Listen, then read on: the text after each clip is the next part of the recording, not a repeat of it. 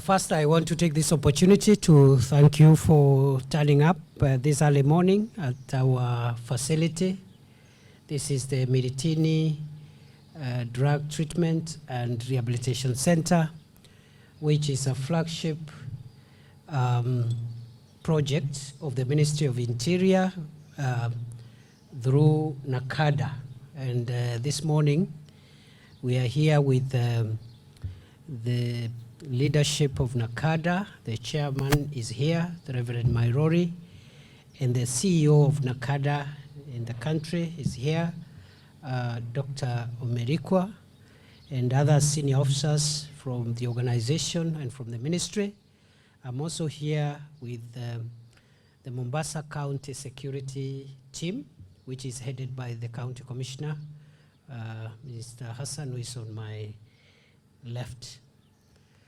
And the purpose of this visit is to assess progress which we have made in the towards the construction of this center. This center is a new facility. It is work in progress. We took over this site. It used to be used for purposes of the mandate of the National Youth Service before, but we took it over 13 acres to put up a state-of-the-art center of excellence for the treatment and rehabilitation of our brothers and sisters who have found themselves addicted to alcohol, drugs, and psychotropic substances. And this project, when complete, will have many facilities, including expanding the accommodation which is available now, which is a bit limited. The accommodation we have now is for about 50 patients, but every day we see 300 patients who are being treated here every day.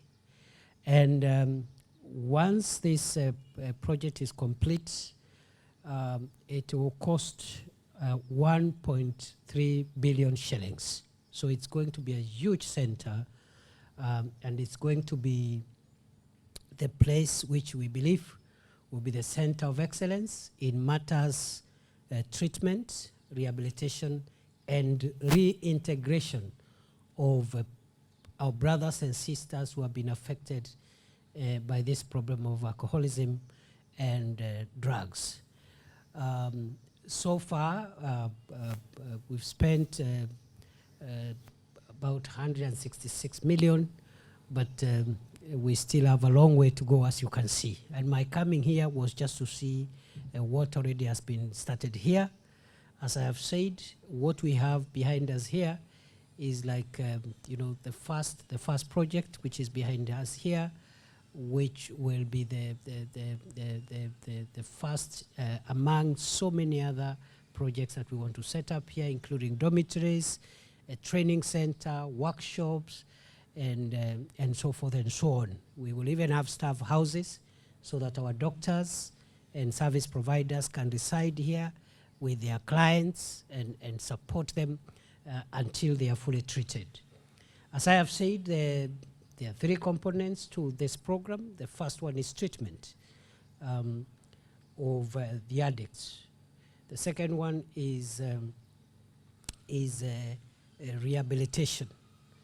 And the third one is reintegration.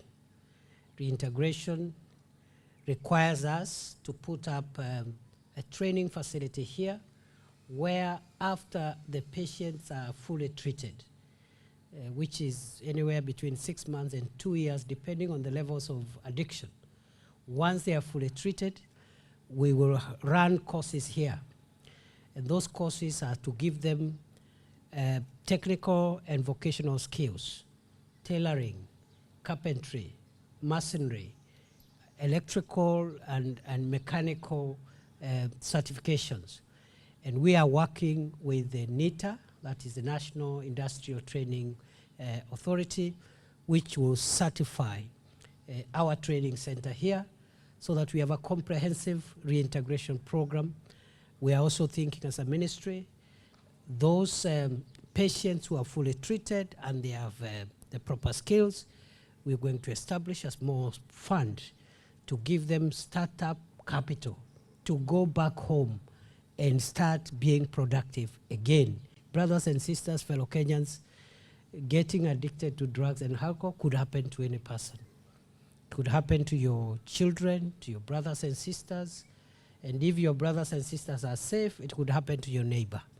And today, many homes in the country are affected by this problem. It is a serious threat to our nationhood because it is wasting away many of our productive men and women who are unable to engage in their socio-economic activities, and instead they are wasting time taking drugs and destroying their health. Many families are broken as a result of this problem, and it is costing the country a lot in terms of even the healthcare burden, and also in terms of security. There is a direct linkage between the use of drugs and alcoholism and the spike in criminal incidents of crime. And therefore, what we have done across the country is to classify the problem of manufacture, use, sale, distribution, and consumption of narcotic drugs and illicit alcohol a national security threat. And we are classifying it that way so that we can engage all the machinery of the state and of the nation to combat these vices and redeem our generation, so that when the adults who are here today expire from the world, we can hand over this country to a younger generation, our children, who are sober, upright, hardworking, and productive people. At the moment now, this problem is big across the country. No region of our country is free from this problem. No part of Kenya has been spared. In some areas, the problem is the dangerous drinks and alcoholism. In other areas, it is hard drugs, especially here in Mombasa. It is hard drugs, heroin and bangi and so forth and so on. So we are treating this with the seriousness it deserves. On 6th of March this year, we announced a 25-point plan to fight illicit alcohol, narcotic drugs, and psychotropic substances in all the 47 counties of our country. That program is ongoing. And that program, as we said on that day, is going to be merciless, ruthless, focused, and extremely decisive, so that we are not distracted by the things that have distracted us in the past, whenever as a country we have tried to confront this problem. And therefore, for us as the managers of our national security, we are seized of this matter, and we have instructed all our colleagues in the field, including the team here in Mombasa, to take this fight seriously. It is going to be a timeless war, the same way the war against terror is timeless. We have no period in sight. We will fight this problem until Kenya is free from drugs and alcohol. And believe you me, fellow Kenyans, it's going to work this time round. We do not want to politicize the matter, and we have asked our brothers and sisters who are politicians to keep off this matter. It's a law enforcement matter, and leave the law enforcement agencies of the state to do their mandate. It's not a political issue.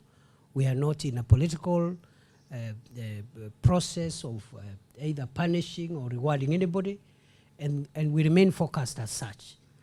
The other issues that have given us problems in past nationwide operations and programs like this one is trying to bring in economic and commercial issues, and the discussion around businesses and the right of people to do businesses. And again, we want to make it clear, we have no problem with any business, and all businesses that are operating within the law are protected by the Constitution and by the law, and we have no problem with them. We have a problem with criminals who are selling narcotic drugs and illicit alcohol to our children, our fathers and mothers, our brothers and sisters. And these are the people we are declaring war on. Here in Mombasa, I want to commend the County Commissioner and the security team here. I think the effort has been quite commendable. We have been able to seize, quite a number of substances, including illicit brews, in various measurements. I don't have time to go through the records. The County Commissioner can share with you the statistics a little later. We have also seized huge amounts of bangi, about 3,903 rolls, 29 stones and 24 sticks. We have also been able to seize heroin, 97 sachets, 10 tablets of clozapam, 160 prescription drugs, and also we have also been able to confiscate shisha facilities and equipment here in Mombasa.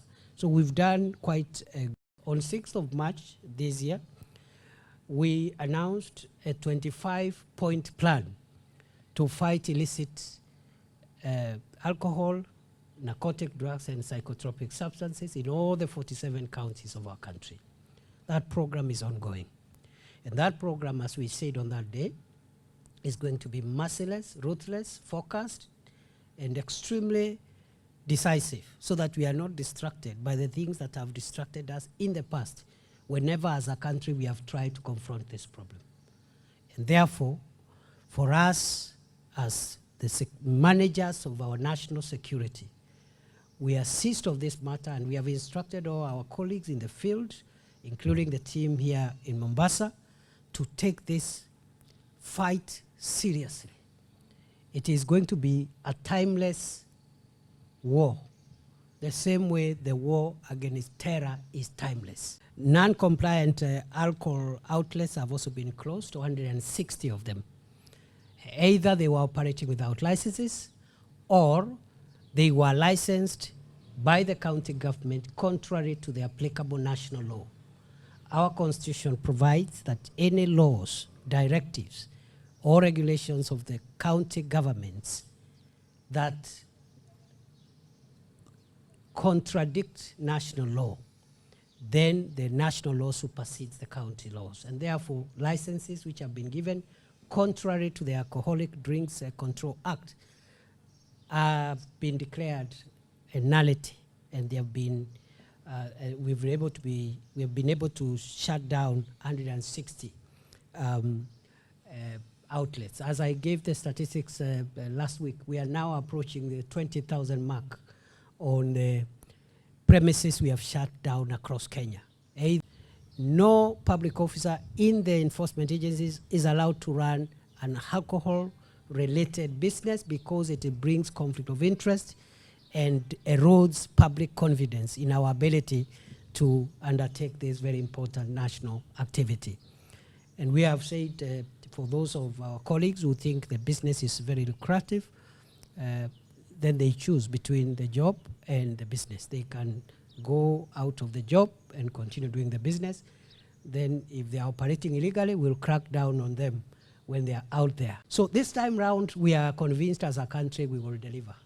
This country will look very different in another 2-3 years. You will see the direct benefit: reduced crime rate, a healthier population, more productive population, and that will translate to a better GDP for our country. So we remain seized of this matter. As I have said, this is going to be our center of excellence. We will partner also with the county governments across the country. First of all, we'll use this facility when it is complete to train and to assist counties to benchmark on how they can replicate these services in all the 47 counties.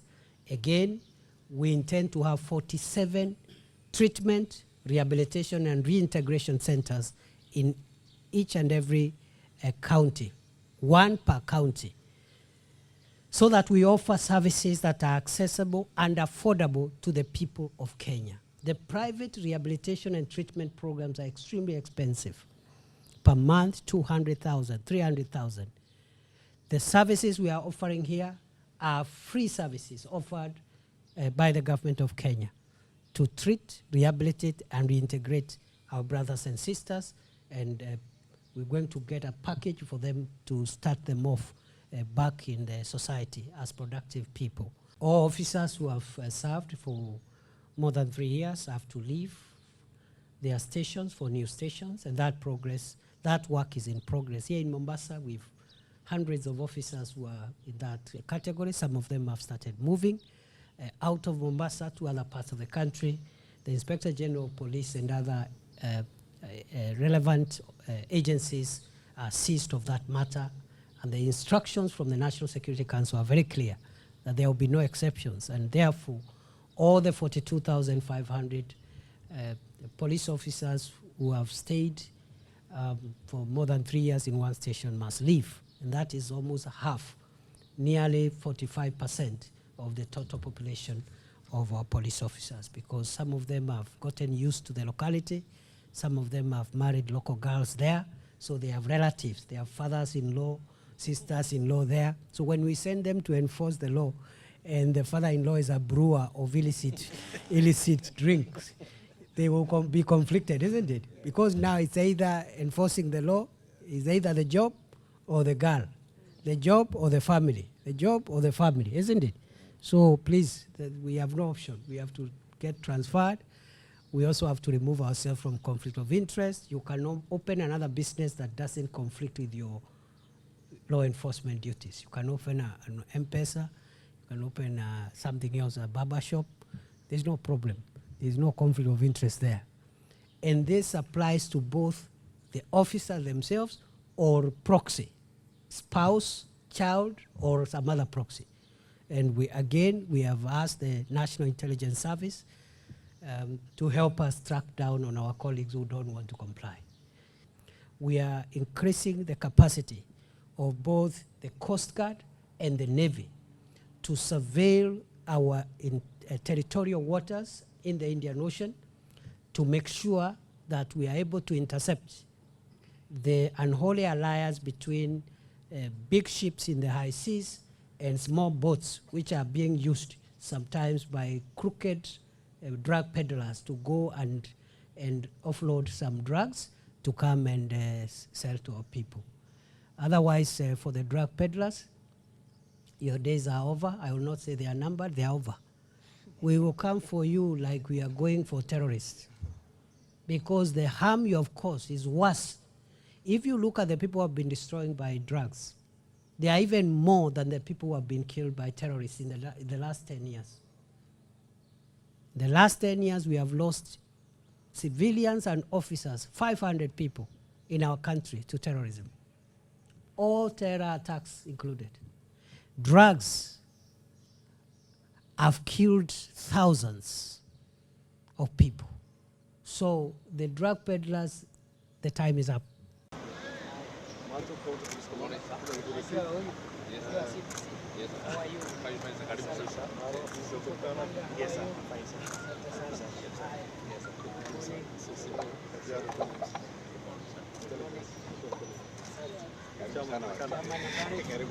Tusonge nyuma.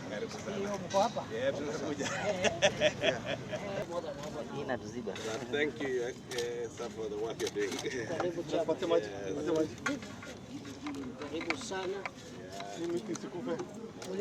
You've inspired all of us. You know, we see you very, very early in the morning.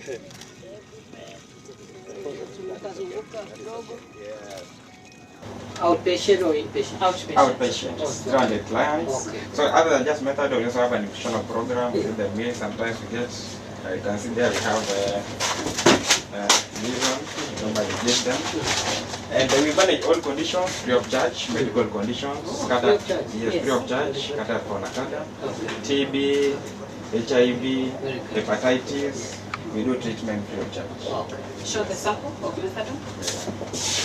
The one that is already there. So, so each client has an individualized dose. We set at 30, but those even as high as 180. Yeah, so just the dose that makes them comfortable. No withdrawals, no cravings. Yes, so yeah, so just, yeah. Depending on your dosage. Yes. So what determines dosage? Is it the extent of addiction or what? What determines how much? We'll walk you show through you. a few. Yes. They are model for the rest of the counties. Yes, yes.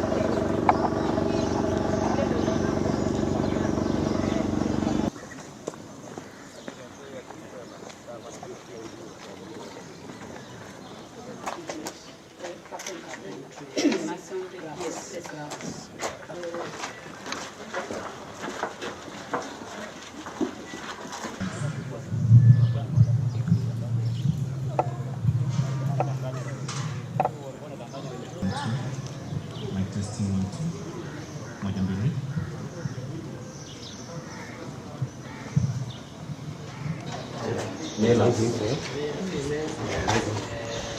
Workshop,